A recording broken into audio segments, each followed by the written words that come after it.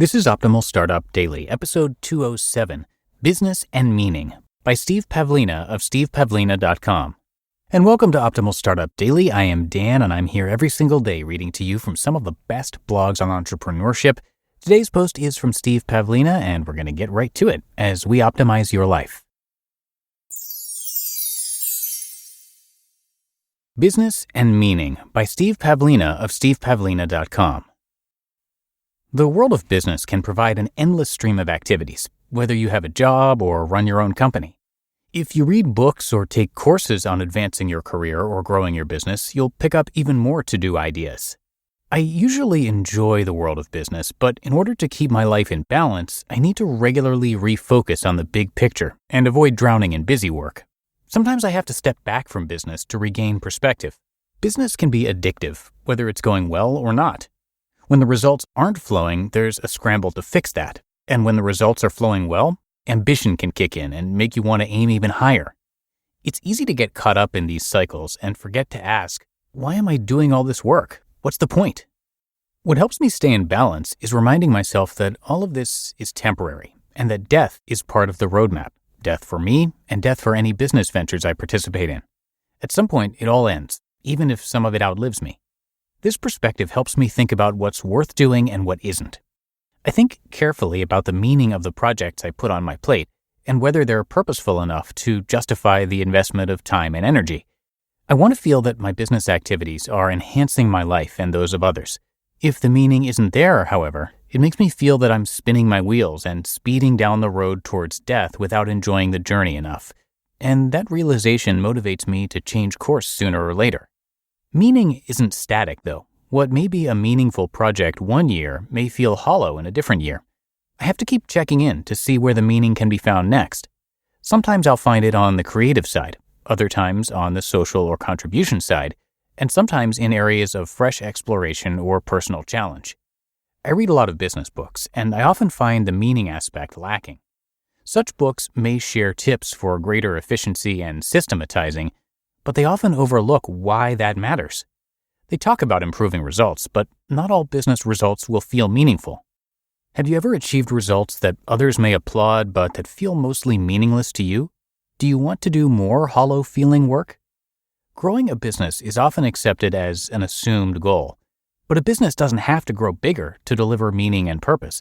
Sometimes growing bigger may run contrary to purpose, killing the joy in the operation and destroying the meaning. I've met people who've grown their business and seem less happy for it, and I've met people who've grown their businesses and seem to revel in the experience. One person's meaning is another person's albatross. Even when an author shares the meaning and purpose that led them to make certain business improvements, their meaning may not motivate me in the same way. I still have to find my own meaning if I'm to apply the ideas with sustainable motivation. It's hard to apply someone else's ideas if I don't root them to my own personal meaning. One practice that works well for me is to incorporate meaning into my project designs. When I begin a major new project, such as creating a new course, I write up a design doc for it. This helps me think through the key details of the project in advance and look at the big picture. An important part of this doc is a section on personal meaning. I consider why I want to do the project and what it means to me, and I type up my answers. Even if I expect a project to create some external results, I still ask myself why I should care about those results. Sometimes I don't find enough meaning in a project, at least not in the initial version of it. But while it's still in the design phase, I can tweak the design until I feel the meaning is strong enough. This can be surprisingly easy. A few small tweaks can make a world of difference.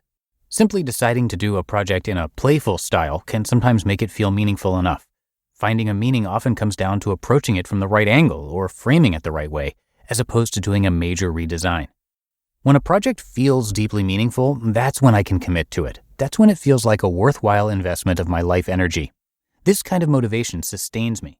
See this as an invitation to find the beauty in each of your work projects.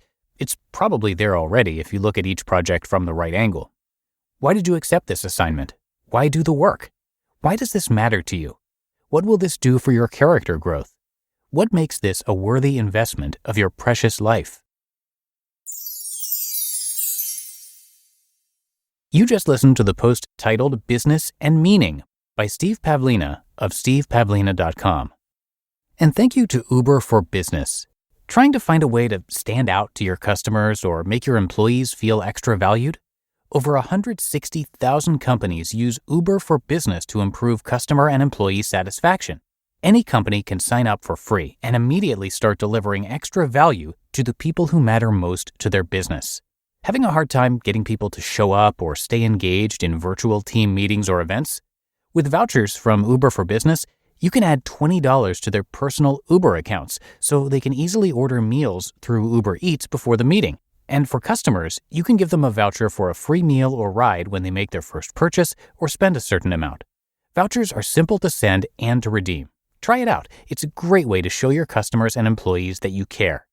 Right now, Uber for Business is offering companies a $50 voucher credit when you spend your first $200 with vouchers. Go to uber.com/OSD to learn more. That's uber.com/OSD for a $50 voucher credit. uber.com/OSD. Terms and conditions apply. Now, if you didn't know, Steve Pavlina was actually one of the very first authors we started narrating here across all of our shows. He writes about personal development, money, health, relationships, business, and advice, which is currently the lineup of podcasts that we have covering these very same topics. So you'll hear his articles all across our shows.